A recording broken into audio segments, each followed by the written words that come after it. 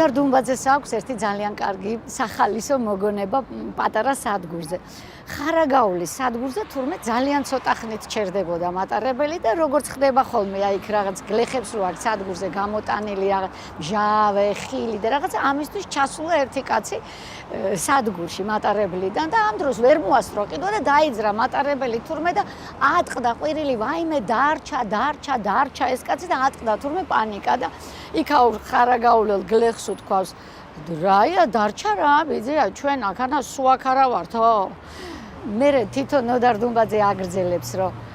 რა ისეთი დიდია ეს საქართველო რომ რომელიმე სადგურში დარჩენა ტრაგედიად გექცესო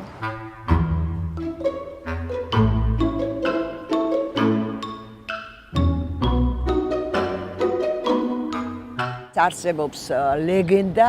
მარელისის და ხარაგაულის სადგურთან დაკავშირებით, იცით როგორ არის, რომ ამ და რატო იყო ეს მნიშვნელოვანი, ამ ადგილზე, აი ამ ტერიტორიაზე გადიოდა აბრეშუმის გზა. და აი ეს სახელწოდებაც ხარაგაული ზუსტად აი ამ აბრეშუმის გზასთან არის დაკავშირებული და ეხლა რატომ? როდესაც ამ ტერიტორიას გადიოდა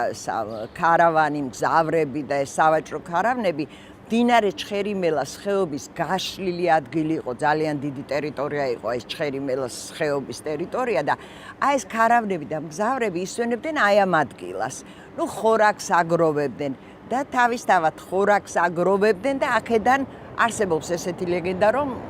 ხორაგოული წამოვიდა აქედან. ნუ ლეგენდა და ეს მოგონება ასეთი სახით შემორჩა. სხვათა შორის მინდა გითხრათ, რომ ეს ადგილი ვახუშტი ბატონიშვილსაც აქვს მოხსენიებული თავისი სამეფო საქართველოსაში, მაგრამ აი ეხა ეს შედარებით გვიანი ეს არის აი ამ აბრეშუმის გზასთან დაკავშირებული მოგონება და ლეგენდა ხარაგაულის, მაგრამ ვახუშტი ბატონიშვილს ნახსენები აქვს ხარაგეულის ციხე აი ამ იმაში, რომელიც ეკუთვნოდა აბაშიძეებს. ნუ ახლა საიდან მოდის ეს სახელი იქიდან თუ ეს უფრო შედარებით ძველი არავინ არ იცის, იმიტომ რომ ეს ხარაგეულის ციხე დღესდღეობით აღარ არსებობს. და ეს ისტორია სხვათა შორის თუ გახსოვთ მე რეზო გაბრიაძეს აქვს ჩხერიმელას ისტორია გამოყენებული შერეკილებში და კერძოდ